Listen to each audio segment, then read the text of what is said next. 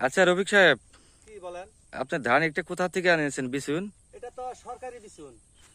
ও, সরকার কি আপনি কি টাকা পয়সা দিয়ে দিয়েছে না না এমনি? না, টাকা পয়সা তো না, এটা ওই যে সরকারি কৃষি অফিসের থেকে আমি মনে করি যে ওই 2 কেজি করে প্রতিজনের দিছে। আমি 4 প্যাকেট আনছিলাম আইনা।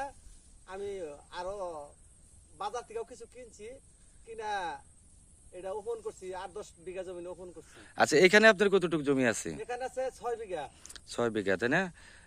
এটা এই ধান কি আপনি আর আগেও আবাদ করেছেন? আমি এটা আর আগে আবাদ করছি। এটা ফলন কি পরিমাণ? এটা তো মানুষে কইলে পরে বিশ্বাস করে না, কিন্তু বিঘাতে আপনার শতাংশ 1 মণ করে হয় সিকি ভাগ দেওয়ার পরেও। ও আচ্ছা, তাহলে এই ধান আবাদ করে আপনি লাভবান? হ্যাঁ, এই দানা ইনশাল্লাহ আমি আবাদ করে লাভবান। ও, কিন্তু এটা আবার বিছুন রাখা যাবে না, অফিস থেকে আবার আনতে হবে। বুঝতে পেরেছি। আপনি আপনার নিজের ক্ষেতের ধান হাতে বিচুন করতে পারবেন না, তাই তো? আর হাতে বিছুন করলে এটা আয় হবে না, ধান হবে কিন্তু ফলন হবে না, একবারে কম হবে ফলন।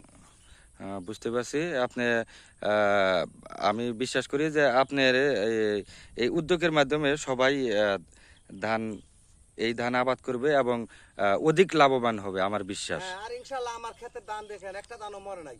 আমি হ্যাঁ, প্রচুর পরিমাণ গুটি সার ব্যবহার করছি, টিএসপি যেটারে বলে। বুঝতে পেরেছি। আচ্ছা, ঠিক আছে, আপনাকে অনেক অনেক ধন্যবাদ। আহ, আশা করি যে বাংলাদেশের যত কৃষক আছে এই ধানের প্রতি আগ্রহী হয়ে আবাদ করবে, আমার বিশ্বাস। ধন্যবাদ আপনাকে। আচ্ছা, ঠিক আছে।